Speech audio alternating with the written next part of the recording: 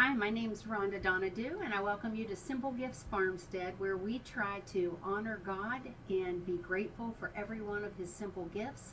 And we like to share the way that we try to live simple, wholesome, and natural. And so, whether that's through products or whether that's through the things we make here at home to use for ourselves, we like to share those things with you so that maybe if you'd like to increase the amount of simple, wholesome, and natural in your life, you'll have a few tools. Today, I want to talk to you about some herbal remedies, primarily tinctures, and I'm going to walk you through the process of making them. Now, this is January 2025. We are right in the thick of winter, and so there aren't as many things for you to be able to go out and forage right now, but I still want to give you the overview so that you'll just have a bit of background knowledge of how the process works. And then I'm going to show you what I have here today to work with, and the rest of my day is going to be bottling the tinctures that I've already made. So I'm going to show you how to make one, and I'm going to start with just a clean jar. There's nothing special about this jar. This is just one that I saved and washed and that is clean inside, and that happens to be the right size for the herbs that I'm going to use. Now today I'm going to show you dandelion root, which I dug, cut, and dehydrated back in early fall. Dandelions is one of the things that happens to be available almost year-round, so you might even be able to find some dandelions blooming in the winter. Whether they're blooming or not, if you can identify them, you can dig up the roots. Dandelion is one of the things where you can use all of the plant, and they have a similar medicinal value no matter which part of the plant that you're using. So the leaves you can add to your salad and eat fresh. The blooms you can infuse and make a tincture with. You can eat those as well, and some people make dandelion wine. So the root in particular can be dehydrated, ground, and used as a coffee substitute. I have not tried that, so I can't give you any feedback on how it tastes, but I do know that there's a medicinal value in the dandelion root. It's primarily to, in the thick of winter, give you energy and a cleansing. So it's like a revitalizer. It's just a feel-good, ongoing sort of tonic, which is the kind of thing that you would use on a regular basis to promote health. And again, just a cleansing, because winter can be heavy. Winter can, I'll just say, fill you up with a whole lot of things maybe that shouldn't be there, and this is just an opportunity to get some of that out from your digestion, just at the basic cellular level, and just maybe even a cleansing emotionally and that sort of thing. It's just a good tonic. So, dandelion root that I cut, chopped, dehydrated. Now I put it in the jar. Now there's not a whole lot in here, but the ratio that we're going to use is a 1:5 ratio. So about 1 part of the herb that is a dried portion of the herb, and it's different if you're using the fresh portion of the herb, which you can do. You just recognize that there's still water in the fresh portion, and that makes it just a little bit less potent than if it's dehydrated beforehand. So the alcohol that I use in a tincture, and the value of the alcohol is just to pull the medicinal values out of the herb. It's not about the alcohol itself, it's about the herb and the way that it gets extracted so that you can use it as a tincture. So I use vodka simply because it's clear and because it has the least amount of taste in it. Some people might use brandy or some other alcohol that has a very distinctive taste, and if you like that taste, fine, you can use any of the other alcohols, but I use vodka, and you want to make sure that you are at 80 proof or higher to have the full effect. So I'm just going to cover the root, and again about 1 part herb and 5 parts alcohol.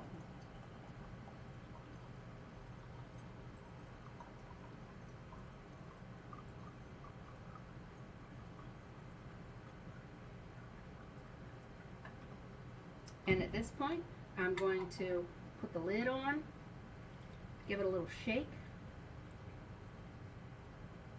and then every few days I'm going to give this a little shake. I'm going to put it in a cool, dark place. I'm going to label the lid so I remember what's in here, because sometimes the herbs can look a whole lot like each other. So I'm going to put down here Dandelion Root Tincture. And then I'm going to put a date on this. Some people use the date that they put it together. So today would be January 15th. And I'm instead going to put the date that is at least 4 weeks so that I know when it's minimally done.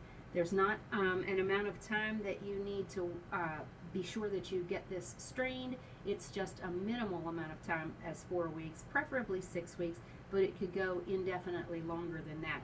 So 4 weeks from January 15th, I'm going to just make it simple and make it February 15th, and then take back 3 days because January has 31 days in it.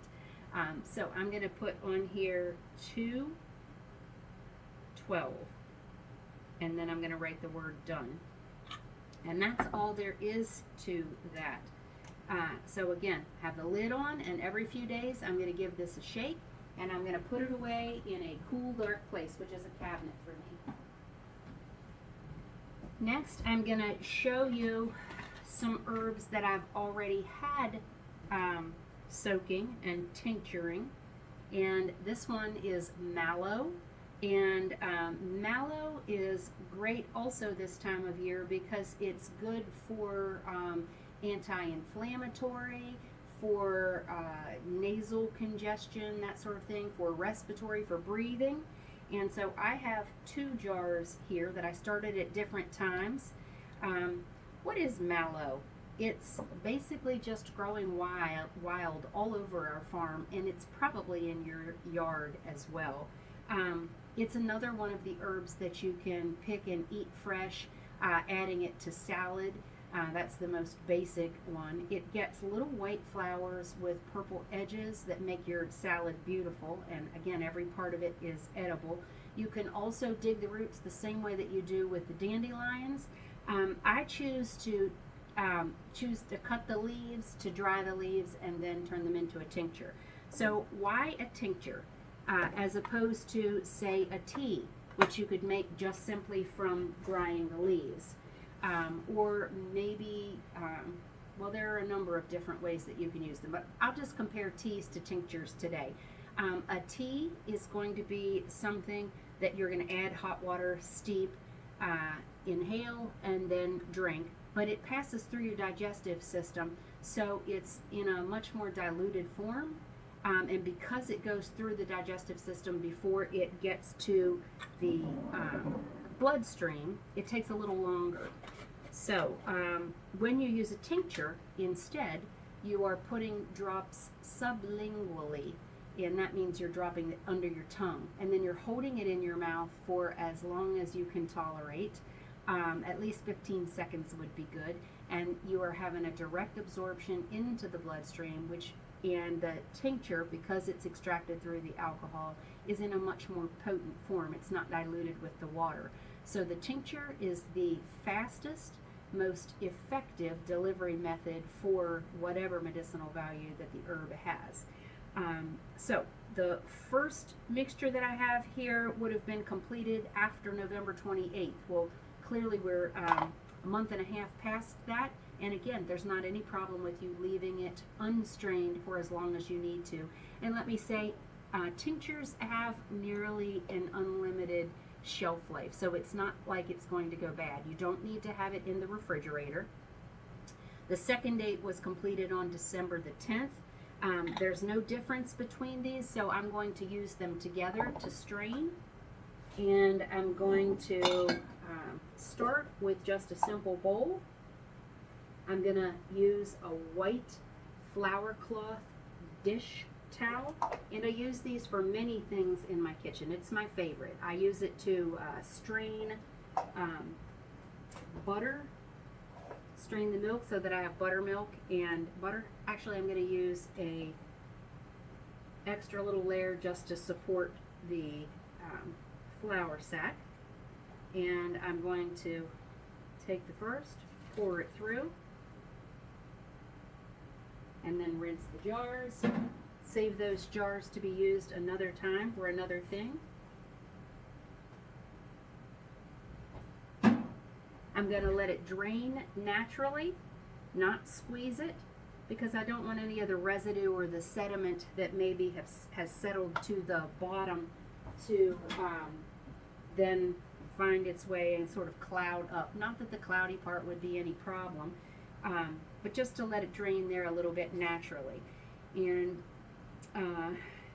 the parts of the herb that is left, the leaves that are left here, I'm going to just put in my chicken bucket, because anything that is good for me is likely also good for my animals. So they will eat these and they'll get a little medicinal herbal boost there themselves, and there's not any problem with that at all. After this is drained adequately, I'm going to use a funnel and I'm going to go ahead and put it in the little dropper bottles. I'll show you those. Okay. So these are the little bottles that I use. They have a dropper top that you squeeze, pull it up, and again you would put it under your tongue and hold it there for at least 15 seconds. So I have a new case of these jars, not jars, but bottles, dropper bottles. And not all of these come wrapped in the plastic. I actually prefer that they don't. It's just an extra little nuisance, but it's just a plain basic amber bottle. The amber sort of protects it from light and keeps it in its best form for a longer amount of time. Then I'll apply a label to this, and so that I'll know what's in the bottle. And I usually put on the label the basic uses for that particular tincture, so I can remember. Because if it's not always at the forefront of my mind, I don't want to have to go and look up each time which tincture do I need when I'm having this symptom. So just a plain basic amber bottle. I'm going to take the lid off, and then this is a tiny little funnel that I'm going to put in the top. Okay, I believe this has drained long enough, so I'm going to set this aside.